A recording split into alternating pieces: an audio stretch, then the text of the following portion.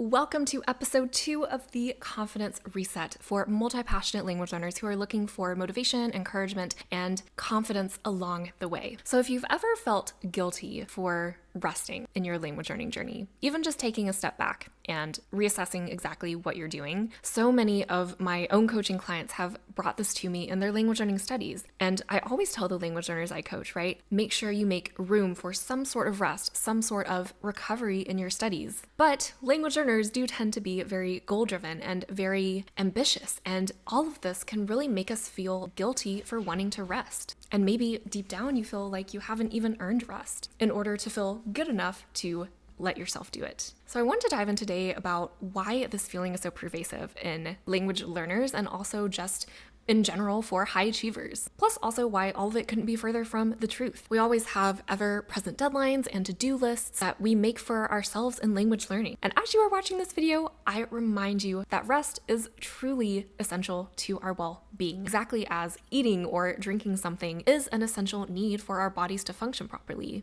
And yet we have gotten so good at conditioning our bodies to push past the feeling of, oh, maybe I am getting a little bit mentally exhausted, right? In order to keep on pushing towards our language learning goals, for example. But again, I encourage you, really find a time in how you can cultivate intentional rest, preferably something that does not have to do with language learning, because we all need a little bit of a break from time to time. The length of that break, what you do during that break, is going to look different for everyone. It can be a big trip for only you. It can be going to a concert. It can also just be going to bed 10 minutes earlier and putting away that phone. Now, of course, as we think even about doing this and not really sure whether it is really that beneficial for our language learning, I also want to discuss, where these perceived notions that have really shaped our reality about thinking about work in general have probably come from. Obviously, there are many factors on the internet, in personal life, career-wise, that convince us that we are lazy, that we are unproductive, and that not being productive is linked to our worth as human beings. And it makes us feel really guilty for not doing anything but. But again, rest is not even a reward. It is not earned. It is our right as human beings to rest. You're worthy of a reset, and we must tend to our basic needs in order to keep